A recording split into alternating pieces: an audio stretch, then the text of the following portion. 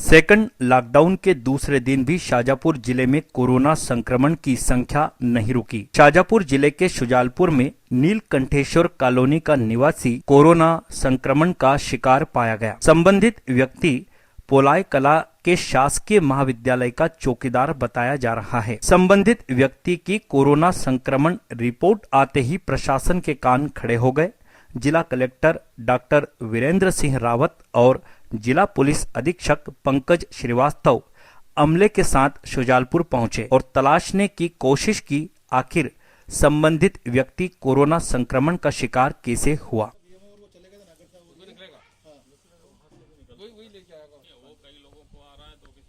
मुख्य जिला स्वास्थ्य और चिकित्सा अधिकारी डॉक्टर पीवी फुलांबीकर ने बताया कि संबंधित कोरोना संक्रमित पैरालिसिस का पेशेंट है और भोपाल में उसका इलाज चल रहा है। वहीं से कोरोना संक्रमण के तार जुड़े हो सकते हैं। कोरोना संक्रमित को कुछ दिनों पहले बुखार आया था और वह अपना इलाज कराने बेरछा भी एक निजी चिकित्सक के यहां पहुंचा था। संबंधित चिकित्सक के पूरे परिवार को अब होम क्वारंटाइन कर दिया गया है और कोरोना संक्रमित की कनेक्शन चेन अब तलाशी जा रही है। सेकंड लॉकडाउन का पहला दिन जिस खामोशी से गुजर गया, उस खामोशी ने दूसरे दिन दम तोड़ दिया। लॉकडाउन के दूसरे दिन 16 अप्रैल को किराना दुकानें खुली, शासकीय उचित मूल्य की दुकानें भी खुली, बैंक खुले और भीड़ सड़कों पर नजर आने लगी। ड्यूटी में लगे जवान तो मुस्तैद थे, पर हर किसी ने पूछने के बाद कोई न कोई कारण बाहर निकलने का बता दिया।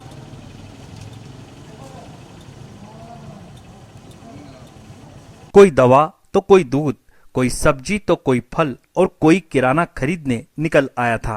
किसी को उचित मूल्य की दुकान पर राशन लेने जाना था तो किसी को बैंक पहुंचना था।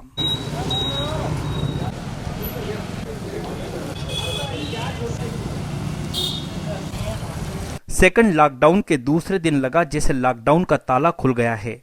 हालांकि सघन बस्ती एरिया में पुलिस की ड्रोन टीम ड्रोन कैमरे से भीड़ की तलाश करती रही। पुलिस की ड्रोन टीम ने शहर के कई इलाकों में ड्रोन उड़ाकर यह तलाश करने की कोशिश की कि कहीं भीड़ जमा तो नहीं हो रही है।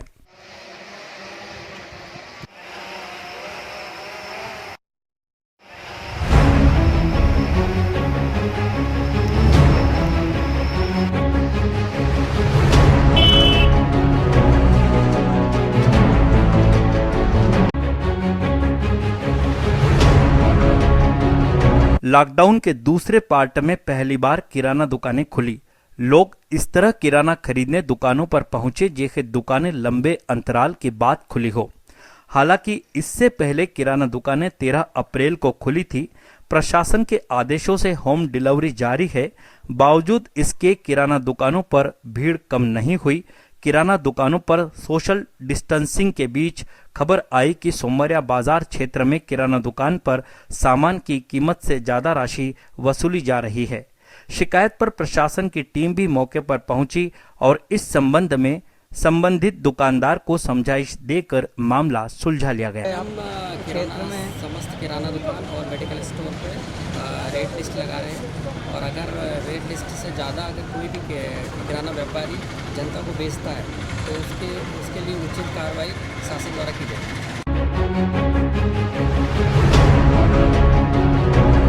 लगातार दूसरे दिन भी गेहूं खरीद केंद्रों पर गेहूं की खरीद जारी रही।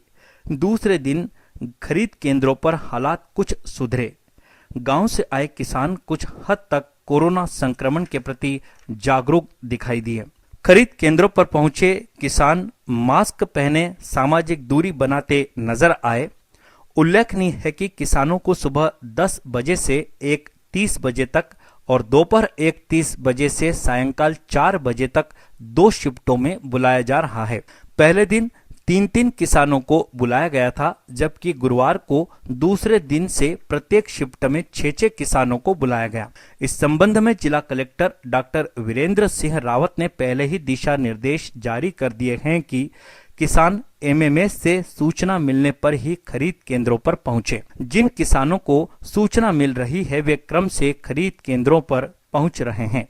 जिला खाद्य और आपूर्ति अधिकारी HR सुमन ने बताया कि 2 दिनों से जिले के 77 केंद्रों पर 338 किसानों से 4063 क्विंटल गेहूं की खरीद की गई है।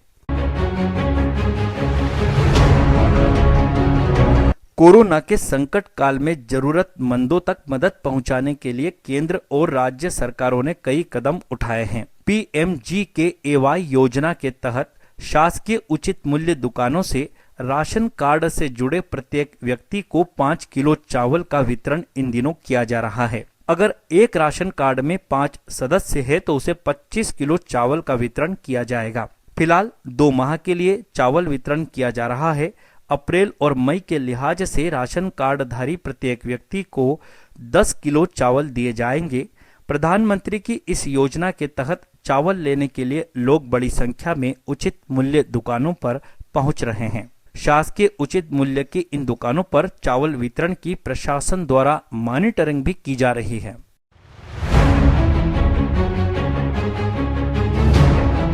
हालांकि उचित मूल्य की दुकानों पर चावल लेने पहुंच रहे लोगों को सोशल डिस्टेंसिंग के बारे में समझाया जा रहा है, लेकिन कई बार यह देखने में आ रहा है कि लोग सोशल डिस्टेंसिंग का पालन नहीं कर रहे हैं और चावल लेने की होड़ में सामाजिक दूरी के नियम को ही ताक में रख रहे हैं।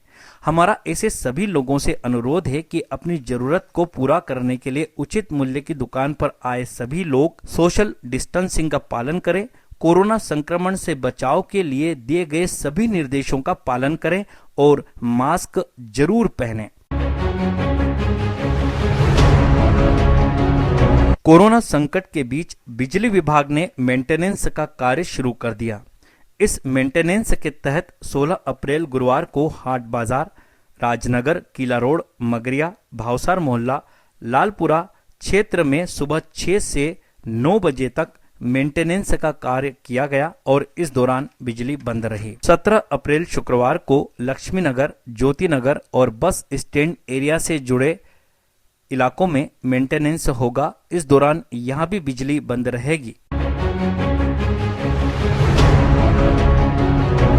कोरोना के संकट काल में CM हेल्पलाइन नंबर 181 यानी 181 मुसीबत में फंसे लोगों और जरूरतमंदों के लिए वरदान साबित हो रहा है। CM हेल्पलाइन पर कॉल करने के बाद अभी तक प्रदेश में 48,346 लोगों को भोजन, 1,36,912 लोगों को राशन और 19,338 लोगों को दवाइयां, साथ ही 42,889 लोगों को अन्य समस्याओं से जुड़ी सहायता पहुंचाई गई है।